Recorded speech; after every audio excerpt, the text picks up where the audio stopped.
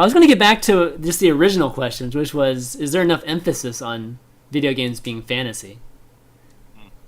You know, I mean, Well, do we need to do anything? Every developer wants to put out a game that's as close to real life as possible. I mean, I just pulled up an ad now as we were talking about how realistic GTA has some scenes in it that look just like the real city of New York.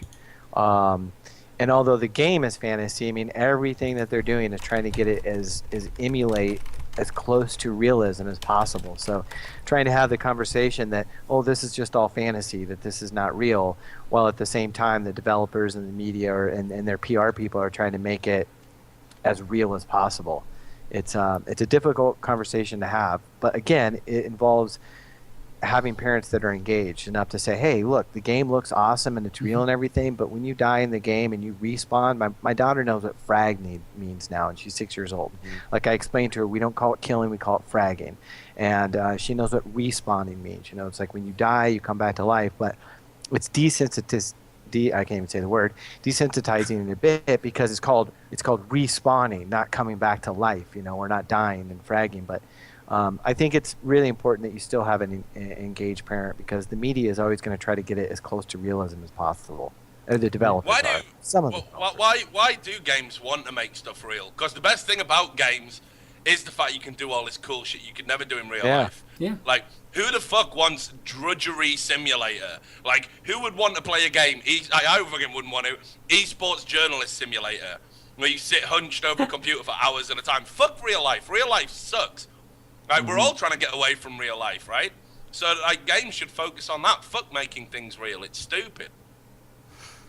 I mean, you know, I think that it's easy for us to say these things because Grand Theft Auto is like the hot shit that just sold 800 million, you know? But if we look at it from like a week-to-week basis, there still is quite a bit of fantasy that occupies, you know, the video game world. I would say that the funnest, you know, style of fantasy in video games is when you sort of really do try to mix that, you know, that real life with the extreme. And although this is nowhere near real life, you take a game like Saints Row 4 that just sort of gives you the freedom to, like, you know, do what you want and be the mock superhero sort of in the grand scheme of things. That's still something that people aspire to do. But for whatever reason, you know, playing that role as that hardened criminal is something that Rockstar's always done right. And so that's, you know, obviously one of the reasons why it's brought up more than ever. But I would say that we're still, that it's just, it's no different than, you know, going back to the point about the evolution of games. Like, look at what they can make look real in movies and TV shows. Like, I've seen people's bodies do things that they can't actually do in real life, but it looks so damn real from movies and stuff. And that's, you know, like, suddenly sci-fi and action and horror filmmakers are doing shit that is so, like, way out there and beyond the realm of what any human should think of. And, you know, it's all for the sake of entertainment. So I would say that we're still teetering on the line of fantasy pretty well, even though there's going to be quite a few examples that you could probably use to argue against that. All right, Bill Murray. Thanks for the question. Thanks for hanging around. Thanks for having me. All Take it easy. Thanks, man. Pleasure. All the best. All right, guys. Why don't we wrap up the show? I think it was a great show. Hopefully you had a good time, Marcus. And yeah, thanks for having me on. I really appreciate it. I'm glad we waited. Well, I'm not glad we waited, but I'm glad I waited for you for this episode for sure. And why don't we do some thank you, shout outs, all that business. You want to start off, Marcus? Yeah, sure. So thank you for watching. Really appreciate it. As always, you can find me over on either twitch.tv/djWHEAT or /OneMoreGameTV, or on YouTube, youtube.com/djWHEAT. Tomorrow I've got 8 Bits with JP, and then on Saturday, Roleplay Dark Heresy, so hopefully you'll come by and join us for one of those shows. Also, I'm going to play Amnesia this weekend, the new one, which I'm really excited about because a lot of people seem to like me screaming like a little bitch playing Outlast, so I'm going to do that again this weekend. I'm definitely looking forward to that. So I thank you guys for having me on the show and to get to discuss this topic a little bit. Who wants to go next? Richard, why don't you go next? Yeah, thanks to all the viewers.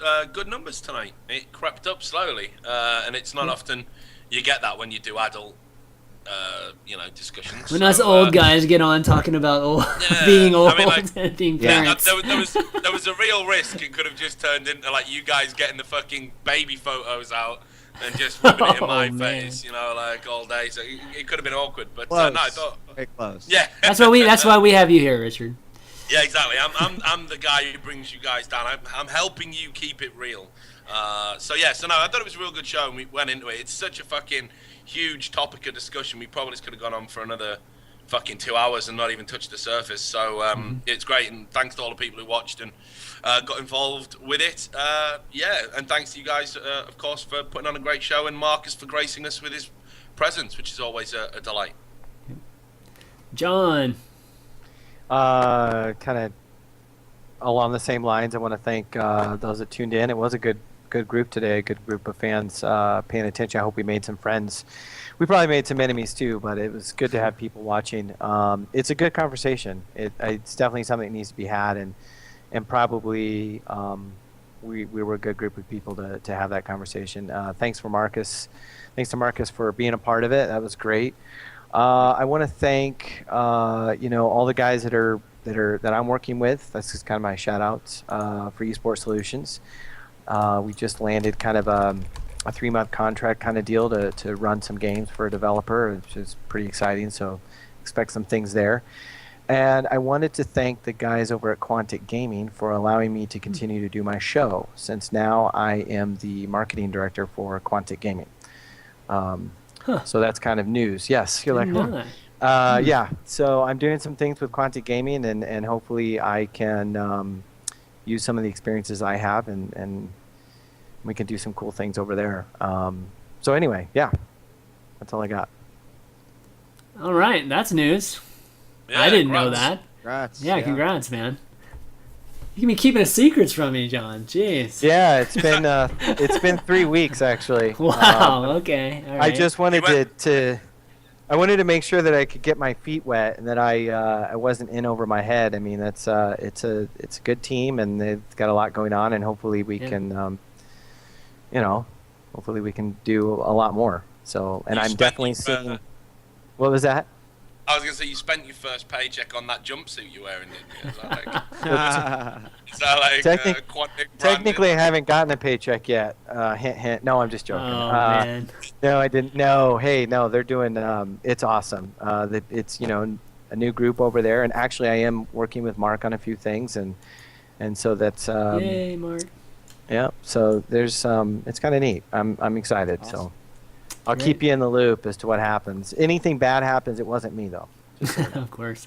So, finally, me. Just big thanks to the three of you guys again for just a great show. Love doing these episodes where we get a chance to talk about things we don't hear about in the community each and every week. So it's always a pleasure, and hopefully Marcus can have you on more often. I always love your insight on a lot of things, so it's really great. It's always crazy just how similar we are.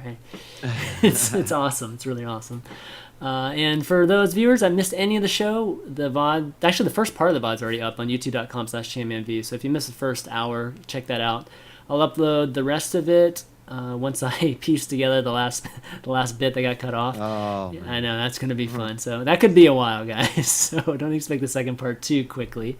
But yeah, just check that out. Subscribe to the YouTube channel for all the shows, and or just getting notified whenever I upload any videos. Also, follow this channel if you enjoyed Climbing the Ladder or my other shows, Unfiltered, Wednesday Night Sprites, or even my crazy late night Hearthstoning arena or whatnot. But other than that, I think that's going to be it. Next week, I'll keep you guys filled in. I think I got a great guest lined up, but don't have them confirmed yet, so I don't want to announce it. But for djWHEAT, John Clark, Richard Lewis, ChanmanV, that's going to be Climbing the Ladder for this week. We'll see you next time. See ya. Peace.